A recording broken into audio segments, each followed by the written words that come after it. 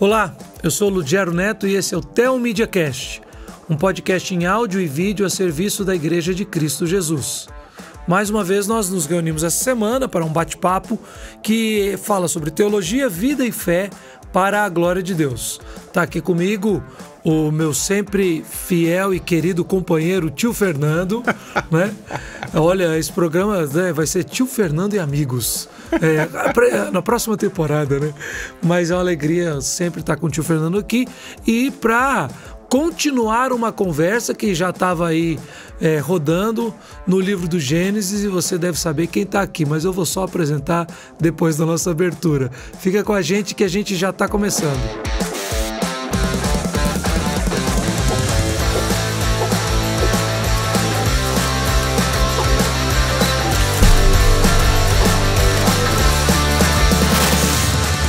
Bom, como eu disse, eu e o Tio Fernando, alguns dias atrás, tivemos um papo muito legal sobre o livro do Gênesis, e quem esteve conosco voltou para continuar o assunto, até porque daquela vez eu fiz uma pergunta e quem está conosco aqui é o Marcos Eberlin, disse assim: então nessa primeira pergunta já vai o programa todo. Dito e feito, uma pergunta foi o programa inteiro. Mais uma vez, Marcos, que prazer ter você aqui conosco, alegria recebê-lo e continuar falando sobre as verdades da Palavra de Deus. Privilégio todo meu, pastor Ludgero, meu tio Fernando, né? Já tô pondo na família. E privilégio ainda maior falar sobre as verdades que esse livro contém. Grandes verdades científicas, que dizem que só tem teologia e filosofia. Não, tem ciência da melhor qualidade. Bom, fantástico. A gente já começou e já vai acelerado, porque a gente terminou acelerado no último bate-papo e vamos manter o tom, né? O ritmo aqui. A gente falou sobre posso crer em Gênesis, e nossa conversa foi toda, né? Tá aí na nossa plataforma do Theo Media, tá aí no seu plataforma de streaming, você pode ouvir. Se você ainda não viu, perdeu. Não perdeu não, tá gravado, vai lá e ouve e volta aqui, porque a gente vai continuar num outro tema. A gente já disse, cremos na autoridade das Escrituras, e Marcos falou muito sobre essas evidências. E um dos grandes assuntos científicos do livro do Gênesis começa ali no capítulo 5, quando a gente vê a história de Noé e toda a história do dilúvio. E aí, Marcos, como é que fica? Aconteceu esse dilúvio? Como é que nós, os crentes que cremos nas Escrituras, podemos mostrar de uma forma bem geral e através das evidências científicas a verdade sobre o dilúvio? Outro dia eu vi uma reportagem falando que a ciência estava dizendo que realmente teve uma inundação no Mar Negro. Eu vou só parar por aqui, tá bom? Dá pilha. Uma inundação no isso. Eu só tô provocando. Boa, tio. Pilha o Marcos que ele acelera. Então, eu, quando comecei a ler a Palavra de Deus, pequenininho, na IBD, eu passei a entender que realmente tinha ocorrido um dilúvio. Mas quando eu entrei na universidade, me tornei um evolucionista teísta, criacionista evolucionário, e passei a achar que aquilo lá era alegoria. Talvez uma inundação local, assim, né? Choveu e teve, assim, tipo aqui em São Paulo, né? Quando inunda o Tietê. E achava que realmente poderia ser poesia, alegoria e tudo mais. Mas em 2008, quando comecei a defender o design inteligente, eu primeiro me convenci de que realmente a boa ciência corroborava a palavra de Deus. E comecei a estudar sobre o dilúvio, Noé, a arca e tudo mais. E quando o livro Noé foi lançado, eu recebi um convite, uma igreja presbiteriana aqui de São Paulo. Não vou lembrar exatamente quem me convidou, mas falaram assim, vai lançar o livro. O filme, né? O filme de Noé. Um filme horroroso. Não sei se vocês assistiram aquilo. Eu não tive coragem de assistir. Eu pus no meu Face. Coisa de ateu, deu no que deu, né? Tem uns Transformers lá. Eu aprendi que Noé era um homem justo e bom. Aquele Noé lá não é nem justo nem bom, né? Psicopata. E a ideia era essa, que eu assistisse o filme com a galera da UPA, os adolescentes, jovens, e fosse para a igreja falar sobre o dilúvio. Olha só, Então, um professor que falava sobre quinesina, homoquiralidade, aminoácidos, transferases, proteases, não é? As minhas palestras são sobre tudo. isso. Então aproveita, É. escuta devagarinho, palavra por palavra, vai no Google. Vai no Google perguntar. Homoquiralidade. Não, vamos continuar com o dilúvio. Isso. Vamos Aí continuar. eu falei, eu vou ter que preparar uma palestra sobre isso. Gente, aí eu preparei a minha primeira palestra. E eu vi que há, assim, uma quantidade imensa de evidências para o dilúvio. E exatamente como a Bíblia relata. Dizem que o Gênesis é alegoria, é poesia, mas como pode um livro técnico, sóbrio, com tantas informações que hoje a gente está corroborando com a ciência, ser poesia e alegoria? Aquilo é um relato digno de toda confiança. E eu preparei a minha primeira palestra, apresentei, acho que o pessoal gostou. Como fui eu que apresentei, foi um sucesso. Não. Brincadeira. E modéstia à parte, né? Porque entre as minhas muitas qualidades, a que mais me orgulho é a modéstia mesmo, né? Sim, humildade. E aí eu fui, desde do lançamento do filme Noé, estudando, e cada vez mais eu me apaixonei pelo tema, Pastor Lugera. E hoje eu posso chegar aqui e falar para vocês que não existe nada mais bem documentado na história do planeta Terra do que o dilúvio. Ou seja, o filme Noé serviu para alguma coisa. Serviu para alguma coisa. Evidência atrás de evidência, atrás de evidência. Eu tenho a minha palestra sobre Noé, dilúvio e os dinossauros, que eu iniciei no filme, já passou por upgrades aí, né? Versões, já então deve estar na versão 20.0. Aquele famoso parêntese que eu abro aqui. Noé, o dilúvio e os dinossauros. O próximo programa é dos dinossauros, esse é do dilúvio. Sim.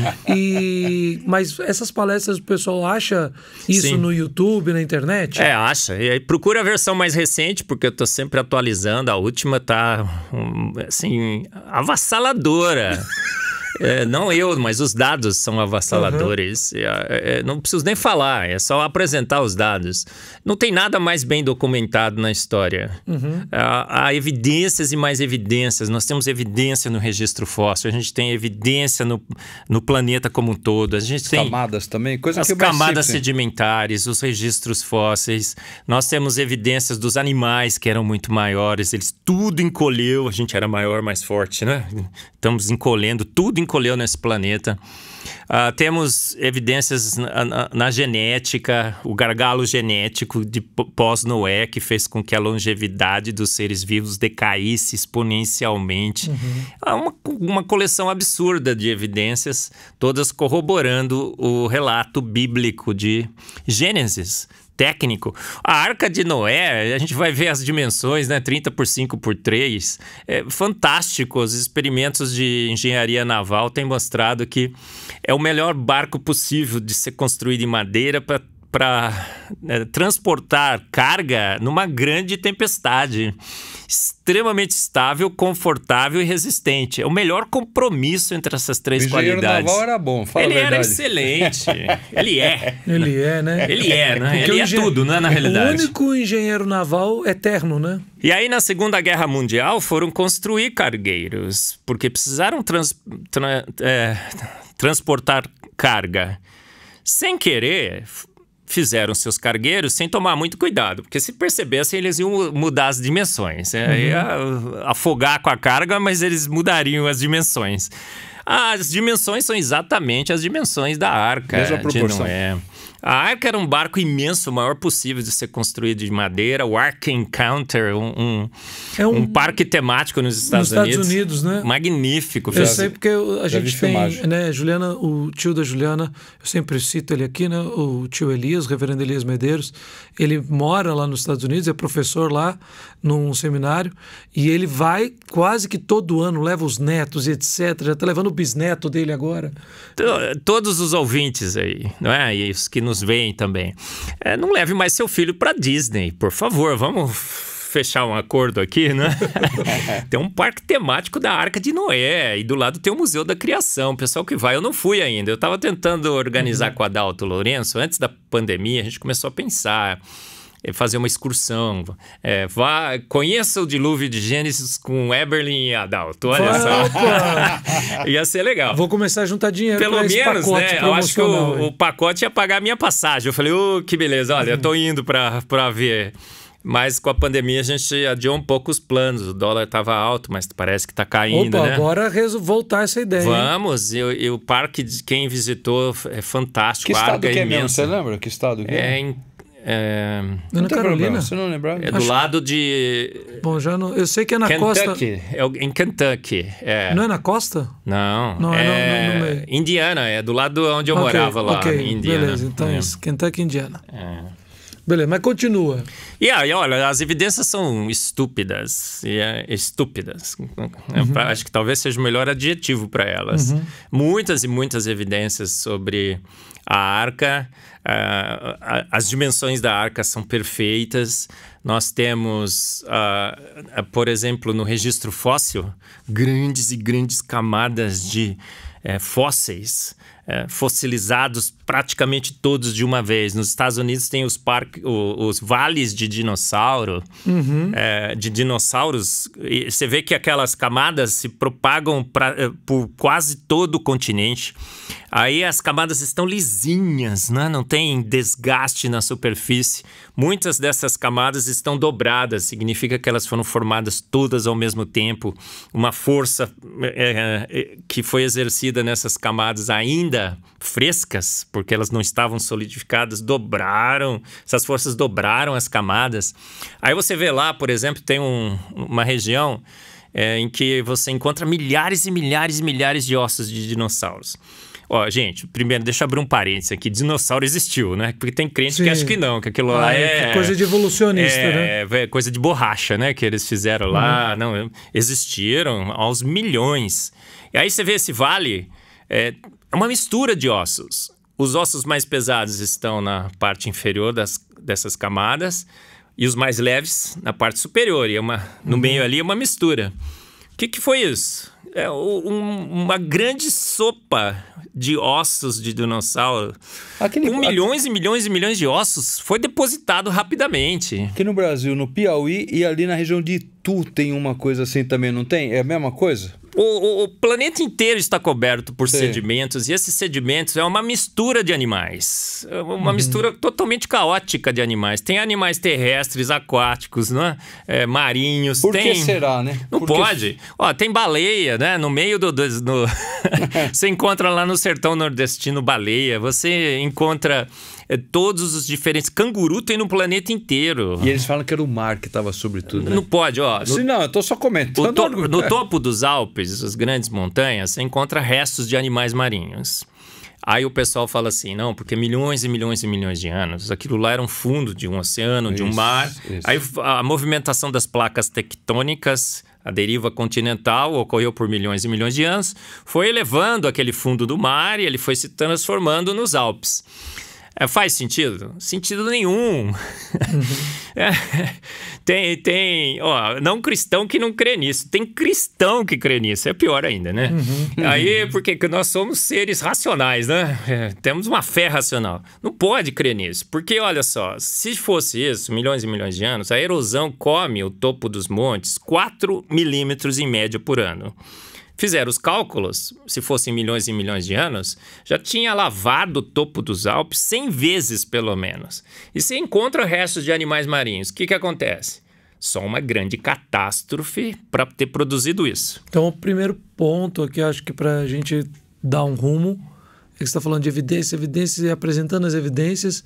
A gente está falando sobre dilúvio e dilúvio total. Absolutamente global. Global. Outro dia o cara falou universal, né? O universo é meio difícil de encher todo com água, mas é global. Ó, não tem como não ser global. Por exemplo, os fósseis estão distribuídos pelo mundo inteiro. Camadas e camadas e camadas de fósseis, tudo misturado. Animais modernos e os de todas as eras que o pessoal diz que existiram. Então significa que eles estavam vivendo todos juntos. Tem dinossauro junto com galinha e com pássaros.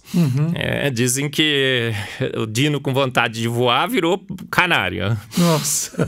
Não é bem assim, né? Porque tem canário e dinossauro e galinha no registro fóssil. Animais modernos, junto com os animais que eles consideram de épocas pré-históricas, tudo depositado pelo continente todo. Tem camadas de sedimentos e de fósseis que se propagam pelos continentes. Sai da América do Sul, passa pela Europa, vai para a Antártica. Estão reforçando o que a gente acabou de falar para o pessoal que está nos ouvindo, né? Porque eu estou fazendo isso até porque eu fico fascinado com essas informações.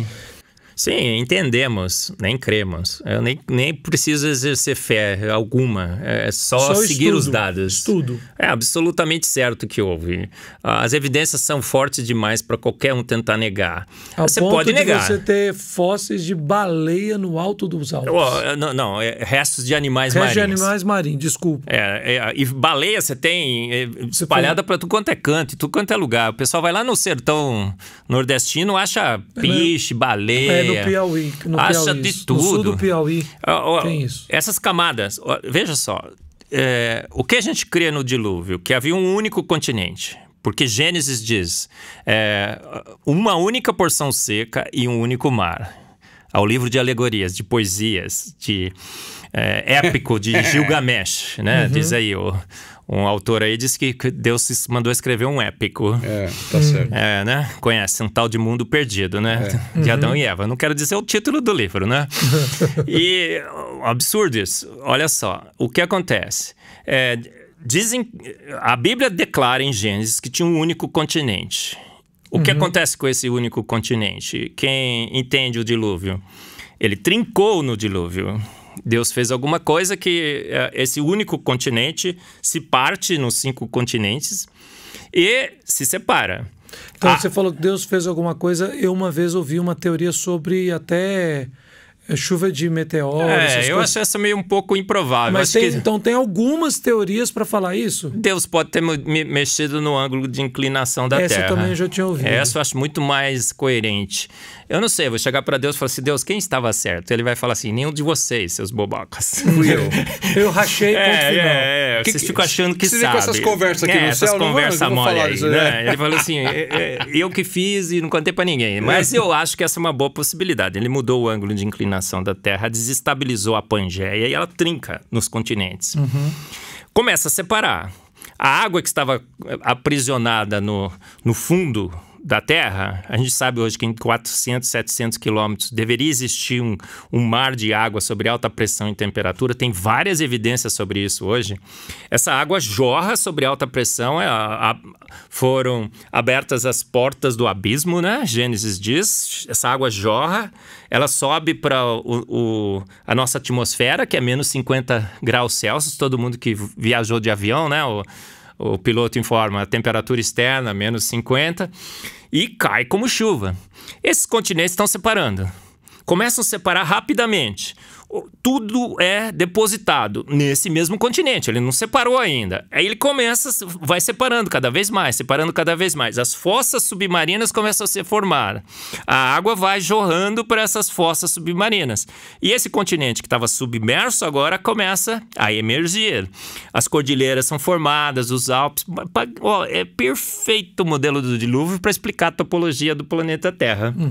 Aí o que acontece na camada de registro fóssil? Como ela se formou rapidamente durante o dilúvio, ela se depositou basicamente na Pangeia. Agora ela separa, você tem camadas de registro fóssil que vem na América do Sul, passa pela Europa, vai para a Antártica direitinho. Se você pega agora e regride esse movimento, os continentes ainda se encaixam perfeitamente. As bordas são autoencaixantes. Significa que isso foi um movimento muito rápido, muito recente, não milhões e milhões de anos, e bate exatamente... Senão a erosão já tinha modificado, Tinha, né? A gente nem verificava mais, mas é um quebra-cabeça perfeito. Aquela história da costa do Brasil, dentro do sovaco na África. Exatamente. Eu estou sendo científico. Sovaco na África foi ótimo, né? Esse tio Fernando... Eu sou meio assim também, tá? Às vezes eu falo assim, nossa, como o Marcos, um cientista, fala essas coisas. A gente é gente, né, claro. Gente? Aí encosta, assim, não é só a superfície por cima, as bordas clicam, fazem ó, clique, encaixa. Como isso aconteceu? Numa grande catástrofe. Como é que depositou todos esses fósseis? Só poderia ser se nós estivéssemos, a vida estivesse debaixo d'água. E deposita... Por que tem várias camadas no registro fóssil? São as várias tsunamis. Então, assim, não é... inundou tudo. Foram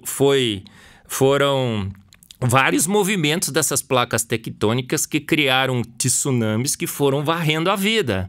Os animais foram correndo, foram fugindo. Esse vale dos dinossauros nos Estados Unidos, eu estou apontando para ele ali, né? Porque tem um gringo ali, né? Um americano, gente. Fica chamando ele de gringo. Mas ele sabe que é carinhoso, né? Esse gringo aqui, olha, né? vamos levar um nível, porque já foi sovaco, gringo, essas coisas. Brincadeira.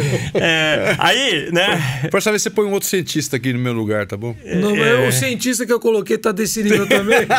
O nível tá feio aqui. Bora lá. Aí agora eu já perdi onde eu tava. Você tá falando, então, do Vale dos Dinossauros dos Estados Unidos. Por isso você mencionou o gringo que tá aqui no estúdio. É o nosso querido amigo. Aí as tsunamis vão varrendo. Os dinossauros vão fugindo. O que deu pra fugir foi fugindo. Aí o que acontece com os dinossauros? Parece que por algum motivo, eles se localizam naquela posição específica, que é bem no centro dos Estados Unidos. Aí, é engraçado que tem um depósito de dinossauro lá que só tem dinossauro adulto. Não tem dinossauro jovem nem criança. Como é que pode? Tem mais de 10 mil dinossauros no espaço lá, só adulto. Não tem criança, não tem jovem. Eles estavam fugindo de uma grande catástrofe e foram deixando os mais jovens e as crianças para trás. Aquela sopa de dinossauros, né, de ossos e tudo mais.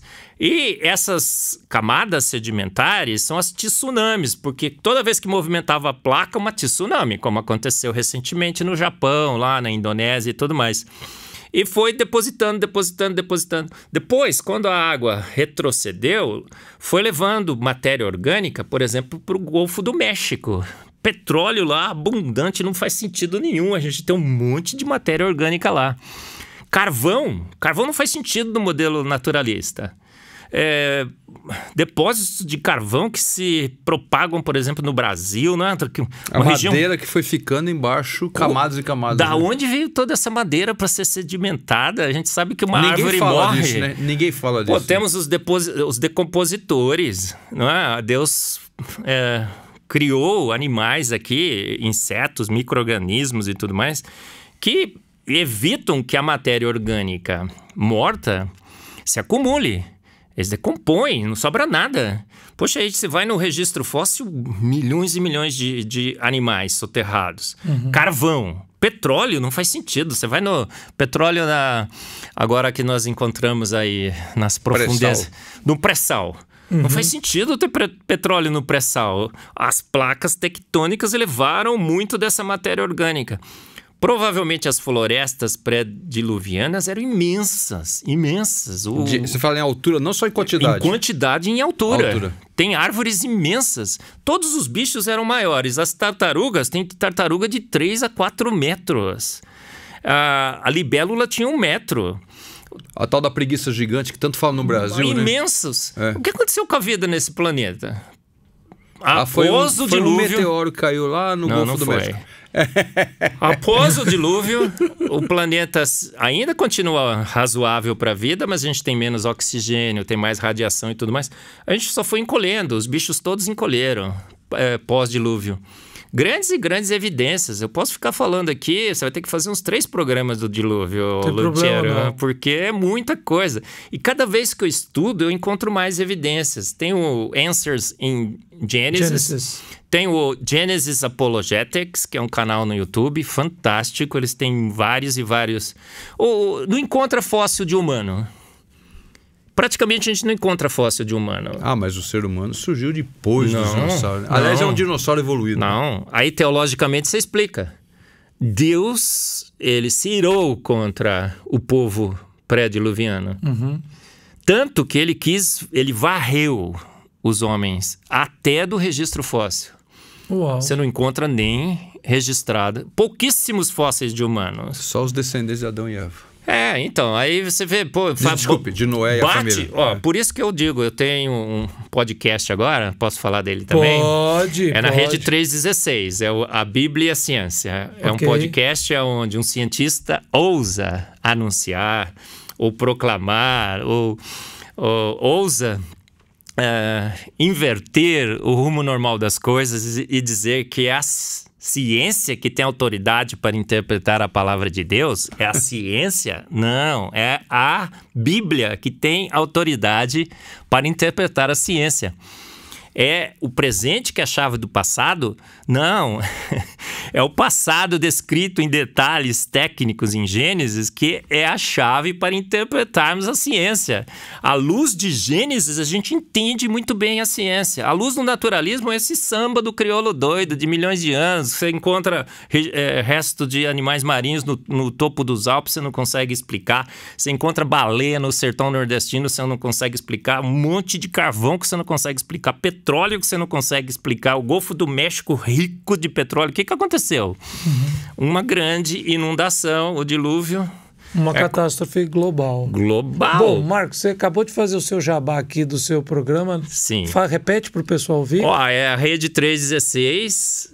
Por que será que é 316, né? João 3,16, porque Deus amou o mundo de tal maneira que deu o seu Filho unigênito, para que todo aquele que nele crê não pereça, mas tenha a vida eterna. E o programa chama, na Rede 316, o programa A Bíblia e a Ciência. Ok, você fez o seu jabá, eu tenho um monte de pergunta para você ainda. Vamos lá. Você falou que vai demorar uns 3 programas, mas no mínimo uns 2 breaks. Então vai o primeiro agora. Vamos lá. E o pessoal segura a mão aí que a gente já volta com o Marcos Eberle. Para ajudar você a crescer na graça e no conhecimento de nosso Senhor e Salvador Jesus Cristo, nos 7 dias da semana, conheça a Telmídia, uma plataforma de vídeos com diversos cursos, palestras, filmes, séries, documentários, música e desenhos animados para toda a família. Assista no seu computador, celular, tablet e até na TV. Acesse pelo site telmedia.com e faça uma inscrição gratuita. Telmídia. Assista quando quiser, onde quiser. Bom, voltamos, já tem algumas correções aqui. Não, aqui vai tudo pro ar. Eu falei que era o jabá, mas é o merchan. Os termos são diferentes, né? Mas tudo bem, brincadeiras, né? Brincadeira aqui com o tio Fernando. E o Marcos estava falando, então, sobre essas evidências. Uma das coisas, parece que eu gosto de meio que tentar colocar em blocos assim. E uma das coisas que a Bíblia relata são 40 dias e 40 noites. Todos os relatos e descrições bíblicas, vocês trabalham para trazê-los à tona ou só a gente vai ter evidências mais gerais? Por exemplo, que houve um dilúvio e de uma catástrofe global, ou esses detalhes menores você também tem trabalhado em cima disso? Por exemplo, o tempo, 40 dias, 40 noites... E uma segunda coisa é que eu já vi falar várias vezes que no monte ali na região divisa da Europa com a Ásia encontraram assim uma grande embarcação. Como é que são essas coisas? Isso existe? Só aproveitar uma coisa, 40 Claro. dias, 40 noites de chuva, mas mais de 100 dias de inundação, né? Só para lembrar ao ouvinte aqui. Né? E um pouco mais de um ano de duração total. Isso, então é um tempo mais longo, né? Entendemos que a Bíblia é a palavra de Deus. Toda a Escritura é inspirada, útil para o ensino, para a correção, instrução na justiça. Não é assim? Acho que vamos fechar aqui um acordo? É assim que a gente crê. Pronto. Beleza. Toda a Escritura. Então, todos os detalhes são detalhes técnicos, são verdadeiros e são reais. É assim que eu entendo. E é assim que a gente tem confirmado também. Olha, essa comparação com o épico de Gilgamesh, que andam fazendo por aí. Já ouvi, né? É totalmente descabido. No épico de Gilgamesh, por exemplo, o barco era cúbico. Pensa nesse negócio. Bota um monte de bicho dentro de um barco cúbico, não é? Ninguém sobrevive ali dentro. Diz que só durou 6 dias no épico. Então são deturpações do relato bíblico. Todas as civilizações têm uma história de dilúvio. Com 10 elementos, com todos os 10 elementos básicos. Todos os 10 elementos básicos estão em todas as histórias. Todos. Quais são eles? Olha, que foi Deus condenando o mundo, que ele escolhe um casal, que tem um barco, que teve uma inundação. Eu não vou lembrar todos os 10, mas os 10 se repetem. Repetem. Agora, o único relato que é técnico, que é sóbrio e que é preciso é o da Bíblia. Então, o que aconteceu? A história verdadeira foi relatada pelo Senhor da história. Depois os descendentes foram espalhando Depois foram espalhando versões, e quem conta um conto aumenta um ponto. Certo, e foram deturpando a isso história. E só quando Deus, então, pelo poder do seu Espírito, conduziu a mente e o coração de Moisés para que ele pudesse fazer o registro do Gênesis, que é o pilar histórico de toda a lei de Deus, de toda a relação de Deus com aquele povo que ele tirou do Egito. A gente escreve livro, sabe disso, né? Deus inspirou e editou o livro. Uma coisa que eu gosto até de falar quando eu prego sobre o Pentateuco, ensino a esse respeito, é tipo assim, é bem reduzido, mas é uma ilustração. Que quando, já há mais de 20 anos, quando eu conheci a história do Senhor dos Anéis, né? Então a gente ficou fascinado, principalmente que eu não conhecia os livros e fui conhecer primeiro os filmes, depois a gente foi para os livros. E aí eu tinha um amigo que não tinha sido traduzido para o português ainda, uma cópia daquele livro chamado Silmarillion, que na história, né, do Senhor dos Anéis é um livro da criação, de como tudo aquilo passou a existir. Quando a gente vê o Pentateuco, a gente percebe também que todo o registro histórico que Deus deu de forma inspirada a Moisés para redigir, registrar e passar ao povo, ele forma base e pilares históricos para as leis que Deus vai dando ao povo no deserto.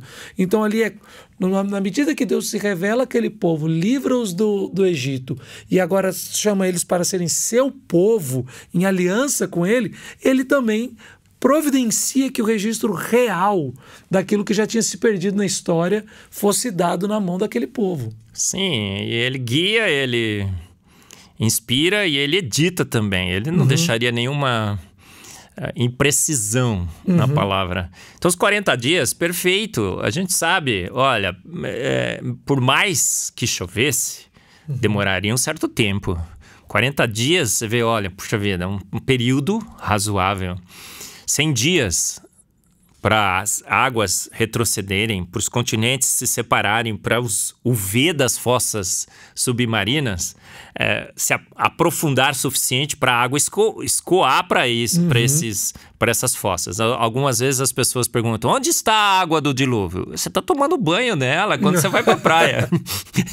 Não é? Nossa, todo mundo morreu lá. Mas os decompositores já deram conta. Já deu tempo de você pegar uma onda agora. Sim, com certeza. Então tudo é descrição técnica. A Arca de Noé, ele falou, faça uma arca assim, com essa dimensão, coloca 3 andares, coloca uma portinha, uma janelinha. Você vê que é um engenheiro passando instruções. E, olha, vai calafetar, não é? Com betume.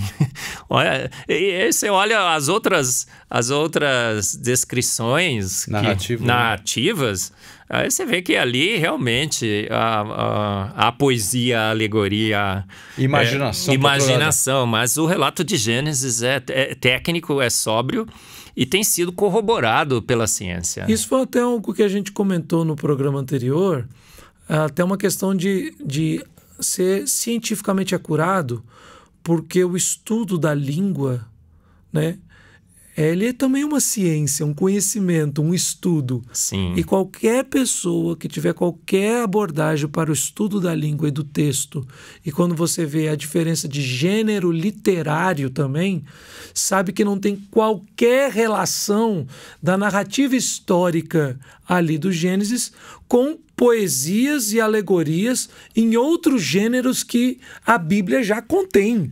Então é um disparate muito grande, né? Não há como. O reverendo Ageu Magalhães, sim, ele, no Fé e Ciência, um programa que eu tenho na IPP TV, mais um merchan. Né? Ele, no programa, disse, olha, até a poesia da Bíblia é verdadeira, é sobre relatos, sobre fatos. Mas ele disse, não tem poesia nenhuma em Gênesis, é forçar demais a poesia dentro de Gênesis. É claro, técnico, sóbrio.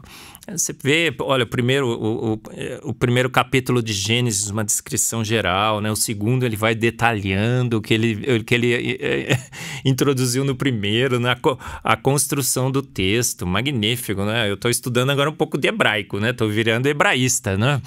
O Yom da Bíblia, né? 3.000 anos de interpretação de Yom como dia de 24 horas.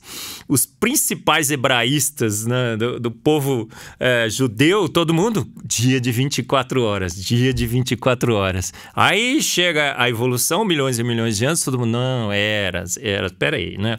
O Yom é claro, é um dia de 24 horas, 6 dias. Então, nós temos que verificar em Gênesis um relato claro, a Bíblia é clara, suficiente, necessária, e a autoridade final. Ela é a autoridade final em teologia, em filosofia e em ciência. E Gênesis é claro demais. Pode ser que acomoda milhões de anos. Pode ser que aquilo lá foi uma história que Deus contou porque as pessoas não tinham conhecimento suficiente, como ele criou o mundo. É o dilúvio. Acho que talvez tenha sido também uma alegoria qualquer que Deus quis mostrar como que o pecado era mal. Fala uma linguagem infantil, né? Peraí. Ele sabia que quem leria o Gênesis leria as palavras, o significado das palavras. Ele não precisaria conhecer ciência. E se ele contou aquela história como uma história verdadeira, é uma história verdadeira. Deus não joga dados, não é? Agora, uma das coisas que você citou várias vezes, principalmente falando do Vale dos Dinossauros, né? Citando o nosso amigo Kerry, que está aqui na técnica do estúdio, né? Do gringo e tal. Carinhosamente, né? Carinhosamente, né? Mas você falou muito sobre fósseis. E tem um instrumento, uma ferramenta na mão, pelo menos dos cientistas, que eles dizem ser útil para eles, que é o chamado carbono 14. E como é que fica essa história dessa comprovação toda, de ser novo, de não ser, de avaliar fósseis e essa análise desse instrumento técnico aí que eles chamam de carbono 14? Ludiero, tio Fernando. Eu não perguntei nada, por favor. E todos que nos veem e nos ouvem. Escutando. A questão está fechada. Não há mais discussão. O direito de espernear. Estão esperneando. Os evolucionistas e os evolucionistas teístas estão esperneando. Mas a questão está fechada. Então, como eu disse, Adalto e o Marcos Eberlin venceram. Por quê? Recentemente, Mary Schwartzer acho que já falei no outro podcast também sobre isso, foi pegar um osso de T-Rex que estava numa despenhadeiro. Lá nos Estados Unidos? Nos Estados Unidos. Tá. E aí não conseguiram transportar. Aí cortaram o osso no meio. Para transportar com um helicóptero, precisaram cortar no meio. O osso cheirava mal. Putrescina e cadaverina. São os produtos de decomposição da... Mas assim, poucos dias começa a cheirar mal proteína. O cheiro de morte é putrescina e cadaverina. Cadáver. E cheirava mal. Tinha colágeno, elástico e plástico. Aí cortaram tudo quanto é osso na camada sedimentar. Tudo quanto é osso hoje já foi cortado a partir desse achado. Encontramos mais de 14 diferentes tipos de biomoléculas. DNA, colágenos, açúcares, lipídios, gorduras, tudo intacto. Foram cortando ossinho. Tem osso que foi datado de 500 milhões de anos que tem tecido mole dentro. Não pode. Essa é uma evidência definitiva, incontestável, científica, de que o registro fóssil foi formado há alguns anos atrás, milhares, não milhões, e que dinossauros foram extintos há também milhares de anos e foram sedimentados no dilúvio. Principalmente. Então isso tá fechado. A gente não tem como mais ficar se preocupado com carbono 14, com métodos radiométricos, que parte de um monte de pressupostos. Hoje a gente tem um método que você vai no laboratório. Você põe o DNA, você fica estudando quanto tempo que ele é preservado. Você coloca proteína e tudo mais. E sabemos que, por exemplo, para DNA, a estimativa é assim, no máximo, alguns anos. Olha, 500 anos, alguns falam, 1000 anos, mas 60 milhões não. Proteínas, as proteínas estavam intactas. A gente está pegando bicho, cortando no registro fóssil dinossauro e outros bichos. A proteína está intacta, os aminoácidos estão intactos. Então está fechada a questão. Tem o direito de espernear, eles estão esperneando, mas não tem como você fugir, porque contra dados não há argumentos. A gente vai no laboratório, a gente sabe disso. Então todo o registro fóssil foi formado há poucos anos atrás, milhares, não milhões. Todos os animais no registro fóssil, de todas as camadas, são extremamente recentes. Então aquela história de que milhões e milhões de anos, aquelas eras e tudo mais caiu. Mas isso, no meio acadêmico, universitário, secularizado, ainda é usado isso? O direito... Eu sei, mas você está falando do espernear. Sim, vou falar... Mas você ainda vai ter acadêmicos instruindo a juventude com essa história toda? Eles têm o domínio da mídia, eles têm o domínio das universidades, eles têm o domínio da Nature e da Science, e eles estão publicando artigos esperneando para tentar explicar isso. A Mary Schwartzer, ela é uma cristã. Nossa irmã em Cristo. Mas ela é evolucionista teísta, criacionista evolucionária. E o que ela falou? Não, são 60 milhões de anos mesmo. De alguma forma, não é? Quando a gente tem parte de uma teologia equivocada, a gente faz uma ciência equivocada. Quando a gente não usa a Bíblia, como guia para a interpretação da ciência, quando a gente usa a ciência para interpretar a Bíblia, a gente quebra a cara. E a Mary Schwartz falou assim, não, olha só, são 60 milhões de anos mesmo. De alguma forma se preservou esses materiais ali. De alguma forma. De alguma forma. Isso não é fé. Né? Isso bem científico. É fé no impossível. Fé no impossível é um erro, é persistir no erro. E você sabe que persistir no erro é persistir no erro. E aí, olha só, o que ela fez? Não, eu vou provar como que essa proteína foi preservada. Veja só como que é a ciência hoje. Veja como são os papers da Science. Ela fez uma reação de Fenton no seu laboratório. Reação de Fenton gera radicais livres e radicais livres atacam a matéria orgânica. Eu sou químico, já publiquei em reações de Fenton. Aí ela disse o seguinte, tá vendo? Esses radicais livres linkaram as proteínas e aglomeraram e ela agora resistiu à degradação. Olha só, deixei as proteínas aqui no meu laboratório, por 2 anos elas se preservaram. Gente, vamos combinar? 2 anos. Mas foram extintos há 60 milhões. Vamos contar? 1, 2, 3... Aí, se realmente... Esse marcador que não é possível, né? Olha só, a reação de Fenton, são radicais livres, oxigênio, deveria ter degradado ou oxidado os aminoácidos dessas proteínas. A gente sabe disso. Mas, Mary... os aminoácidos estavam intactos, não estavam oxidados. Ela publicou o artigo na Science. E a Science aceitou o artigo dela, claro. Artigo foi aceito. E os evolucionistas, junto com os evolucionistas teístas, regozijaram pelo mundo. Provamos! E aí mandaram e-mails para mim, mandaram WhatsApp. Marcos, tá vendo, seu herege? Provamos. Gente, não pode. É o direito de espernear. Eles estão esperneando com a reação de Fenton. Mas está provado, gente. Não tem como. Eu estou nadando de braçada, né? Eu me divirto, claro que eu gosto. Eu gosto de estar do lado da verdade. Eu gosto quando a palavra de Deus é confirmada. E regozijai-vos, alegrai-vos quando a palavra de Deus é confirmada pela ciência. É isso que eu faço, um pouco irreverente que eu sou. Eu não posso perder essa chance. Posso? Não. Tio Fernando. Agora, chance por chance, para não perder a chance, eu tenho mais um break. Sim. E eu quero... E depois do break eu tenho uma chance. Porque Maravilha. Você me disse que tem uma palestra chamada Gênesis, Dilúvio e dinossauros. E eu quero saber mais sobre esses dinossauros aí. Maravilha. A gente já volta já, e se você gosta de dinossauros e da verdade, fica aí conosco.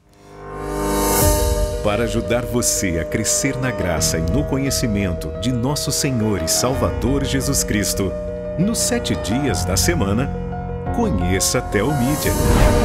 Uma plataforma de vídeos com diversos cursos, palestras, filmes, séries, documentários, música e desenhos animados para toda a família.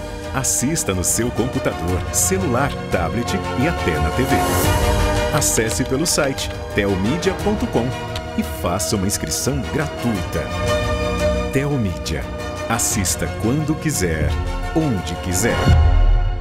Voltamos e, como eu disse, Gênesis, dilúvio, dinossauro, e quem gosta de dinossauro está com a gente até agora, né?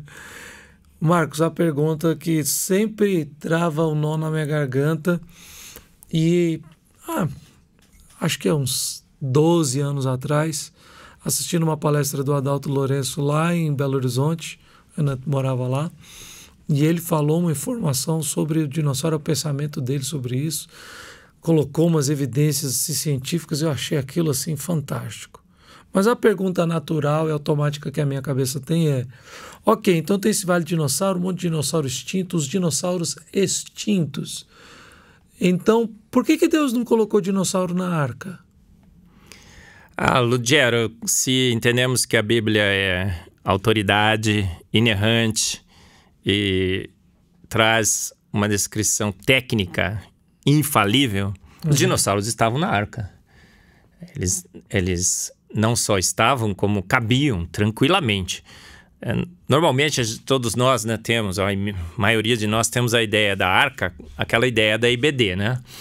Eu brinco, né? Que ela é totalmente equivocado, porque você chega na imensa maioria das IBDs pelo mundo e pelo Brasil, a arca é descrita como um barquinho bem pequenininho, abarrotado de bicho, né? E não é quase caindo fora, Quem né? está escutando não sabe que é IBD, que não é de igreja evangélica, IBD é Escola Bíblica Dominical. Só para continuar, desculpa. E a gente ouve as nossas histórias e conhecimento, estudo da palavra nos domingos, quando é você só que para ter um ouvinte que não seja criado na igreja Escola evangélica. Bíblica Dominical. Sim. E aí, você falou nessa cena, a gente tem muito desenho de um barquinho abarrotado, a cabeça da girafa saindo pelo alto, as orelhas do elefante para os lados. Lá não cabia o T-Rex, certamente. Mas a arca era imensa, muito, muito grande. Que você olha no Ark Encounter, lá eles fizeram uma réplica, né, de tamanho real. Tem um lugar que tem a filmagem, você vê o cara andando ao lado assim, para você ter uma noção. Sim. Aí você fica horas visitando, imenso o barco. E dinossauro, na realidade, a gente fica imaginando que eles eram imensos. Sim, depois de 700, 800 anos. Porque se entendemos que Matusalém viveu 969, os dinossauros também. E eram répteis, eles cresciam a vida inteira. Mas nasciam de ovos, né? Então, o ovo maior assim que se pode fazer de carbonato de cálcio, tem cálculos que mostram que não deveria ser maior que isso. Então, T-Rex, quando nasce, era desse tamanhozinho. E você colocar um casal de T-Rex jovem na arca, cabe num quartinho, num cantinho. 58 tipos básicos. A gente acha que a especiação ocorreu pós-dilúvio. Antes do dilúvio, você tinha um casal original de canino, casal original de felino, porque a gente sabe que o limite são as famílias. A espécie da Bíblia é a família hoje da biologia. Então, nós tínhamos a família dos caninos, a família dos felinos, família dos humanos, dos chimpanzés, dos gorilas, orangotangos. Não sei, até se dá para pegar aí família e botar os três juntos, mas... E aí, se calcula que entraram na arca 6 mil animais. Uma arca imensa, todos os animais do tamanho de uma ovelha. Quanto que isso ocuparia da arca? 1/3 da arca. Tinha 2/3 livres. E aí tinha a academia, a Noé, tinha a esposa dele tinha a sala de tricô, costura, dispensa, tinha local suficiente para guardar alimentos. Os animais provavelmente diminuíram o seu metabolismo, porque estava a arca dentro da água, ficou geladinho, né? Alguma coisa lá entre os 6, 7 graus dentro da arca. Perfeito. A arca flutuaria, sim, carregada. As simulações todas que são feitas, se você põe uma arca vazia, ela vira. Totalmente cheia, ela vira. 2/3. 1/3 carregado e 2/3 livres, flutua muito bem. Olha como bate direitinho. Então eu achava que era mitologia, hein? Lembra? E me convenci pelos dados que a Bíblia sempre teve razão e o relato é digno de toda confiança. Ciência na sua mais pura essência, o dilúvio. Então, se você está afirmando a possibilidade enorme, né, total, de que os dinossauros entraram na arca, não, ele está falando, você até citou o T-Rex e tal, e por que hoje a gente não tem ele no zoológico? Uma pena, porque o pecado foi perdoado, mas as consequências desse pecado estamos sofrendo até hoje. O mundo pós-diluviano é um mundo ainda muito bom para a vida, mas já foi muito melhor. Então, o clima era temperado, subtropical em todo esse megacontinente. Nós tínhamos florestas imensas, exuberantes, e os dinossauros achavam magnífico isso. A temperatura não flutuava, eram uns 23, 24 graus, se acha, né? Porque ninguém tirou uma selfie, ninguém fez um vídeo, né? Não tem artigos publicados, nada. Mas se imagina que seria mais ou menos assim. Então os dinossauros, a vida era muito mais exuberante, animais imensos. E os dinossauros eram herbívoros. T-Rex era herbívoro, não podia ser carnívoro. Ele tem um bracinho pequenininho, era gordo, né? Lento. A arcada dentária dele é fraca. Se ele der uma mordida e puxar, ele fica banguela, ele perde. E tudo indica que ele era herbívoro. Agora, depois do dilúvio, o mundo muda completamente. Grandes oscilações de temperatura. Tem continentes desérticos, tem outros com florestas. A pombinha voltou com que tamanhozinho de... de raminho, né? Um raminho. Eles voltam, eles saíram da arca e falaram, ih, deu mal, né? Olha só, cadê aquela floresta? Agora tudo, né? Devastado. Eles começam se tornam carnívoros, porque quando falta alimentos, até homens comem homens, né? Na cordilheira, quando caiu o avião, fizeram o sorteio, quem ia ser o jantar, e vão sendo extintos. E veja, e é até interessante, porque o pessoal aí que gosta do churrasco, uma picanha, pode me chamar, porque eu também gosto, mas eu vi uma discussão algum tempo atrás falando assim, que Deus já criou o homem carnívoro e tal. Aí eu peguei e mostrei para esse pastor, que é muito querido. Eu falei assim, não, fulano, olha aqui, ó, é depois do dilúvio que Deus dá a ordem para Noé e diz que ele está autorizado a matar animal e comer. Aí ele ficou tão triste, tipo assim, poxa, certo que tinha um belo de churrasco. Eu falei assim, não tô falando sobre a Nova Jerusalém. Fica tranquilo, não é pecado. Mas o registro bíblico é também que a ordem que Deus dá a Noé, depois do dilúvio, que ele poderia matar os animais e comer. Eram frutas e tal. Mas sabe como a boa defesa do churrasco? Plantas carnívoras. Deus criou uma planta carnívora. Olha só, o carnivorismo não faz nenhum sentido, né? Para os vegetarianos, né? Então a gente pode justificar o churrasco. Mas você está dizendo então que depois do dilúvio os animais então se tornaram carnívoros. Pastor Lugero, tio Fernando e todos, olha só, a gente tem na literatura chinesa vários e vários relatos de animais que eles guardavam em cavernas. Você vai ler os relatos? Dinossauros? Em Jó 40:15, acho que é isso. Ali é o famoso. Deus está falando para Jó. Jó, contempla o bimote. Bimote é um braquiosauro. O pessoal mistura hipopótamo com rinoceronte. Hipopótamo não faz o menor sentido. Elefante muito menos. A cedra, a cauda como cedro, interrompe o Jordão. Seria um rinoceronte que também não tem nada a ver com isso. Ele fala os ossos como bronze e tudo mais. Deus está descrevendo em Jó um dinossauro. E Jó contemplou esse dinossauro.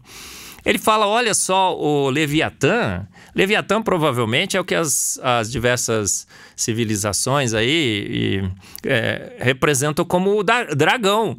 Tem dragão em tudo quanto é... Relato aí lenda, de... História, lendas, de cultura. culturas. Né? Registro cultural. Por quê? provavelmente porque eles existiram. Aí outro dia falou assim, não, Marcos, mas o Leviatã cuspe fogo, isso é poesia, né? Olha, vaca produz metano, gente. E metano é inflamável. É para Deus criar um bicho, né? Ó, Deus tem bicho hoje que cospe, não? O besouro bombardeiro. Esse é uma famoso. mistura química que queima todo mundo. Tem bicho que dá soco que quebra aquário. Outro pesca com arpão. Tem um besouro que eles chamam de diabólico. Ele suporta 39 mil vezes o seu peso em carga. Você passa com um caminhão em cima dele e não quebra. Aí Deus criou todas essas coisas espetaculares. Que, aliás, diz que a aerodinâmica dele não permite ele voar. As leis de coisas diz que ele não poderia voar. Agora a estrutura, você vai olhar a estrutura, é magnífica. Agora Deus, para pegar um bicho que pudesse cuspir metano e um sisteminha lá que desse uma descarga elétrica. Descarga elétrica, Marcos. Pô, tem peixe elétrico, não tem? Tem. Para Deus. Sem contar que o fogo realmente poderia ser a lenda. Pro meu Deus, poderia ser. Eu acho que nós podemos concordar pro nosso Deus, fazer um bicho que cuspa fogo é facinho, não é? Não é tranquilo. E ele decidiu distinguir. Ele queria até ter o que fala bobagem. Então, até isso. Nossa.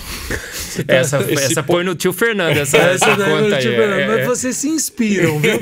Vocês dois juntos têm isso. Vai sair. Então, mas aí a pergunta foi, ok, o resumo, a conclusão. Então, por que não tem dinossauro no zoológico? Porque eles foram extintos. Depois do dilúvio eles foram extintos? O mundo se tornou totalmente hostil para eles. Eles, o pássaro Dodô, por exemplo, tigre da Tasmânia, sei lá o quê. Mamutes também, né? Foram extintos. O mundo pós-diluviano experimentou um resfriamento por 200 anos, que eles chamam de Era do Gelo. E dinossauro não gosta de frio, né? Os mamutes foram congelados.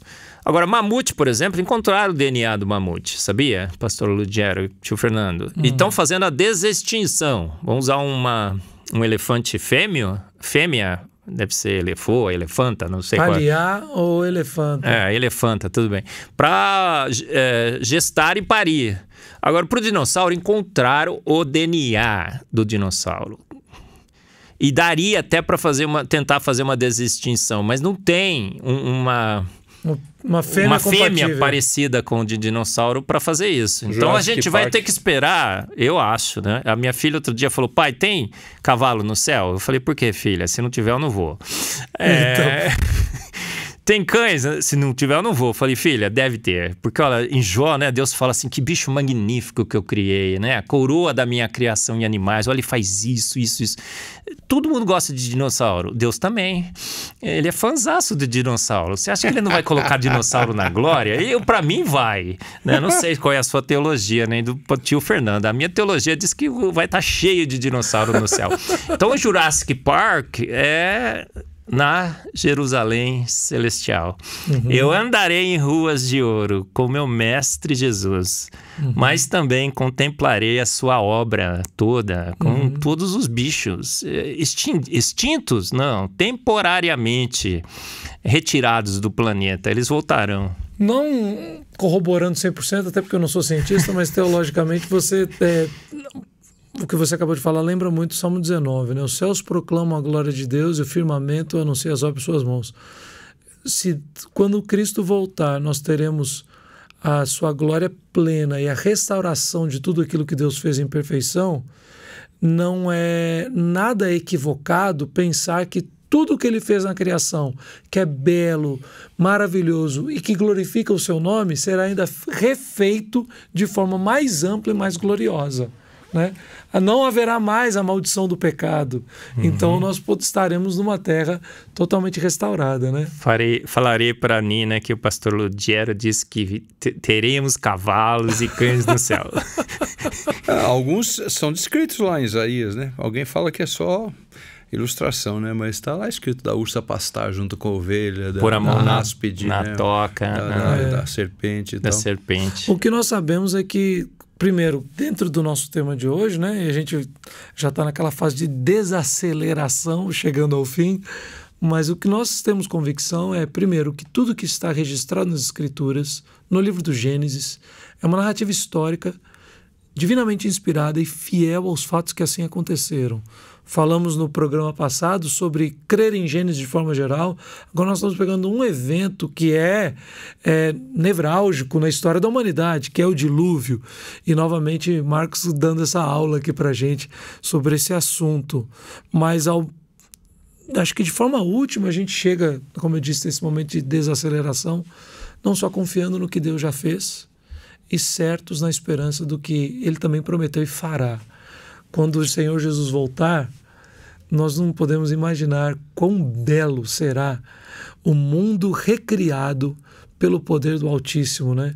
E redimido pelo Filho de Deus, né? Acho que a gente fica animado de ver, assim como o Marcos falou várias vezes, ganhamos, dá certo isso aqui. Mas a nossa maior alegria também está apontada, nosso coração está direcionado para aquilo que será na volta de Cristo. A vitória foi da palavra de Deus, a vitória foi de Gênesis, foi dos pais da nossa fé, dos pioneiros, de toda essa geração há 3.000 anos que sempre leu a palavra pela palavra e sempre usou a palavra para interpretar a palavra, nunca usou ciência de homens. E essa é a vitória dos que entenderam sempre que a Bíblia fala por si só e que a única autoridade para nos ajudar é o Espírito Santo, que a gente pode pedir uma ajuda, não é? Que ele nos auxilia. E que ciência de homens não tem nada a ver com a interpretação da palavra. Na realidade, é a Bíblia que interpreta a ciência. E você sempre repete aqui, boa ciência corrobora com as Escrituras. Amém, isso aí. E se a gente for pular do Gênesis para o Êxodo, daí não vamos falar sobre a travessia do Mar Vermelho e essa história do caminho quase seco e rasinho que Deus fez lá. Então, tio Fernando, eu estou escrevendo um livro, não é? Fazendo uma paráfrase, talvez, E a Bíblia tinha razão. Certo. Eu li, eu gostei muito, mas quando chegou no Mar Morto, eu falei, cara, o que é isso? Né? Um ventinho que abriu um caminhozinho. Eu lembro, né? Eu li esse livro. Aí eu falei assim, agora o livro se chamará, o título, E a Ciência da Bíblia tinha razão. E onde eu pretendo, né, mostrar com um pouco de ciência que eu conheço, como a ciência da Bíblia é magnífica, tem grandes e grandes verdades. Nesse podcast a gente já está no 40, eu devo chegar no 1000. 1000 verdades científicas da Bíblia, magníficas, grandes. A primeira lei da termodinâmica, a segunda lei da termodinâmica está aqui. O pai do sanitarismo, Moisés, não é? As instruções, lavar a mão com água, está na Bíblia. Há muito tempo. Samuel Weiss, na Áustria, descobriu que estavam as mulheres morrendo lá no parto porque os médicos tocavam em cadáver e tocavam nas mulheres. E um monte de mulher morrendo, 22% de mortalidade na clínica. Ele falou assim, acho que tem algum problema aí, lava a mão. Os médicos falaram assim, qual é a sua evidência científica? Eu não tenho. Eles continuaram não lavando as suas mãos. Mulheres morreram porque não leram a Bíblia.